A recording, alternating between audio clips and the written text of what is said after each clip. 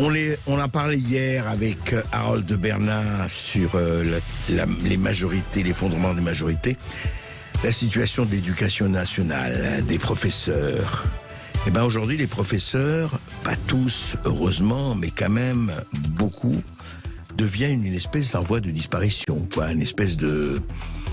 Ils sont vraiment, certains, menacés, mutés, écartés, marginalisés. Comme l'a été Didier Lemaire, professeur de philosophie, ex-enseignant à Trappes et fondateur de l'association Défense des serviteurs de la République.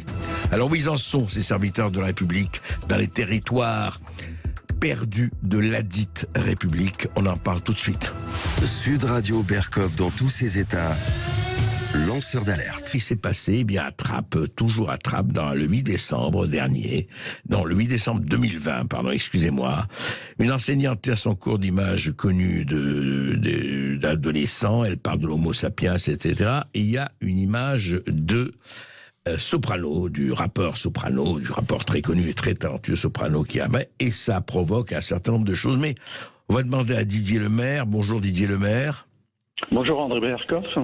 Didier Lemaire, alors justement, vous avez fondé cette association, on va en parler, de défense des serviteurs de la République, mais apparemment, vous, on a parlé, et vous avez eu tellement raison de parler de ce qui vous est arrivé à vous, vous avez été obligé effectivement de quitter, ou vous a fait quitter effectivement le collège, parce que, voilà, il se passait un certain nombre de choses, et vous parliez d'un certain nombre d'idées et de faits dont il ne faut pas parler.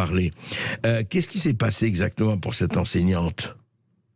Écoutez, cette enseignante, ce qui s'est passé, c'est que le 1er février 2021, elle est accusée publiquement de racisme et donc sur les réseaux sociaux par un parent d'élève qui a déjà été condamné pour des faits de violence, pour du trafic de drogue, pour des détentions illégales d'armes.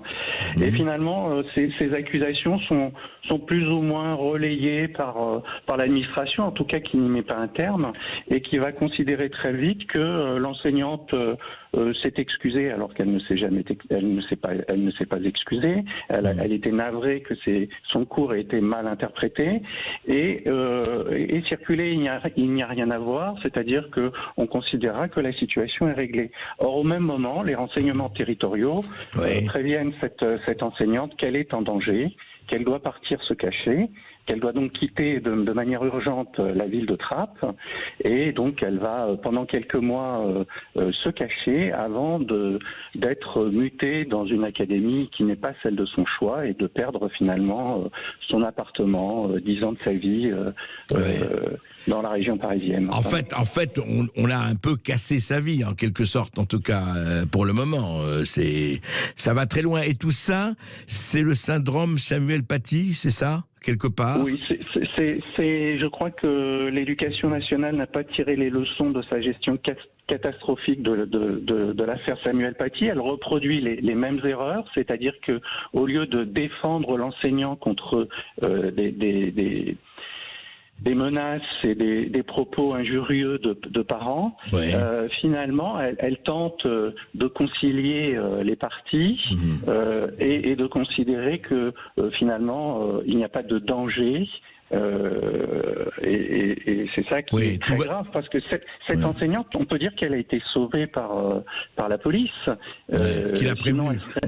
Qui l'a prévenu. Et d'ailleurs, dans mon cas, c'est la même chose. C'est-à-dire que si le ministère de l'Intérieur n'était pas intervenu pour me mettre sous protection et n'était pas intervenu pour me retirer du lycée, finalement, moi, j'aurais pu me trouver aussi dans une situation d'extrême danger. D'extrême danger. Alors, Didier Lemaire, il y a, je crois que vous avez dit qu'il y a un autre exemple à Trappes aussi, et un autre exemple à Taverny, mais vous pouvez m'en parler, vous pouvez nous en parler? Alors bon, je pense qu'il y a déjà un problème spécifique à Trappes, puisque il y a le cas de Stéphanie, il y a mon cas, et puis à la rentrée dernière, en novembre 2021, mon collègue de philosophie que nous allons appeler Hassan, je ne donne pas son véritable nom, mais pour des questions de sécurité aussi de carrière.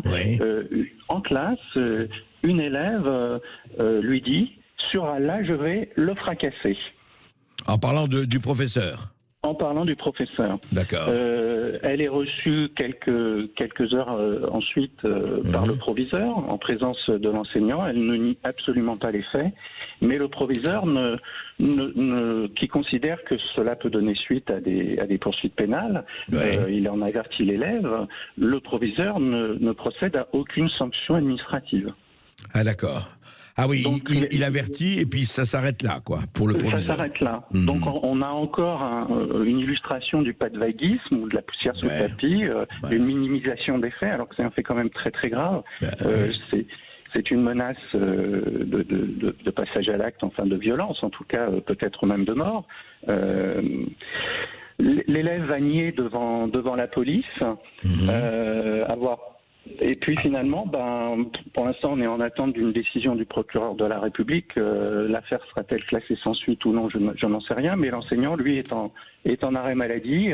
Il est totalement déprimé, évidemment, parce que son honneur d'enseignant est mis en cause et qu'il n'est pas respecté. Il n'est pas respecté. C'est encore bis repetita, on se retrouve. Mais en revanche, dites-moi, par rapport à la sanction, le père, vous savez, de la fille qui a attaqué cet enseignant de Trappes, enfin, d'après ce qu'on nous a dit, il a été jugé le 15 novembre dernier et condamné à 6 mois de prison ferme. Donc lui a été sanctionné.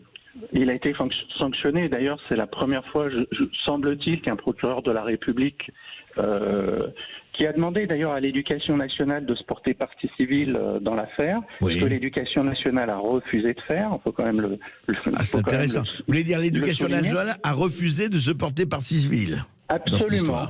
Et donc le procureur de la République, dans sa plaidoirie, a non seulement mis en cause le prévenu, et l'a condamné, enfin pour le faire condamner, mais il a mis également en cause l'attitude du collège, de la principale, l'attitude du rectorat et l'attitude de l'Éducation nationale, considérant que justement, lui-même l'a dit dans sa plaidoirie, que les leçons de l'affaire Paty n'avaient pas été tirées. Heureusement qu'il y a des procureurs lucides. Et je pense qu'il y a au-delà de Trappes, Trappes c'est un miroir grossissant de ce qui se passe en France, donc quand même 3 enseignants à Trappes menacés pour des raisons diverses, c'est pas du tout les mêmes affaires. Moi j'ai été menacé non pas en tant qu'enseignant mais pour mes propos sur Trappes. Stéphanie a été menacée pour un cours. Mon collègue a été menacé pour une situation, je dirais peut-être plus de rapport individuel, mais avec évidemment une pression islamiste, parce qu'elle n'a pas dit je vais vous fracasser, elle a dit sur Allah. C'est-à-dire qu'elle a mais c'est une locution qui doit être quotidienne, ça. Vous savez comment on dit Wallah, etc. Ce qui n'enlève rien à la.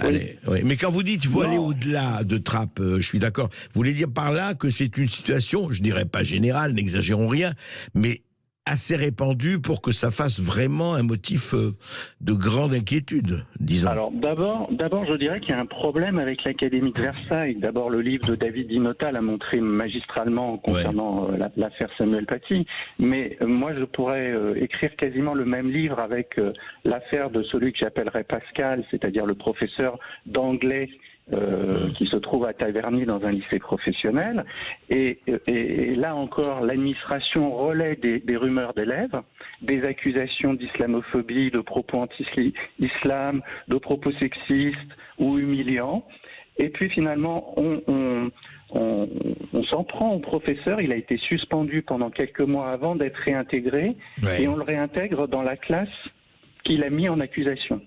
C'est-à-dire que c'est totalement absurde. Voilà.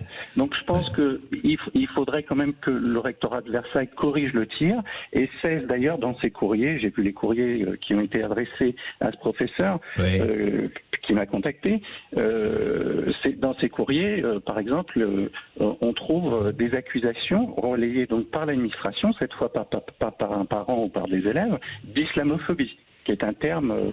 que le rectorat a repris, c'est ça? Voilà, c'est un terme qui est repris par le rectorat. Je note donc que le rectorat de Versailles reprend les formulations inventées par les idéologues des frères musulmans. Ce n'est pas un terme juridique que je sache. En tout cas, c'est un constat que vous faites qui est effectivement, pour le moins que l'on puisse dire, est préoccupant. Je rappelle votre livre « Lettres d'un hussard de la République ». On se demande là aussi si cette institution n'est pas en danger. Merci Didier Lemaire. On continuera en tout cas de suivre l'association des défenses des serviteurs de la République et de signaler quand ce doit être signalé. Et merci de votre vigilance. Merci beaucoup. Et puis l'islamophobie est aussi un terme qui a coûté son poste à Klaus Kinsler, enseignant à l'IEP de Grenoble. On se retrouve dans un instant et vous nous appelez au 0826 300 300.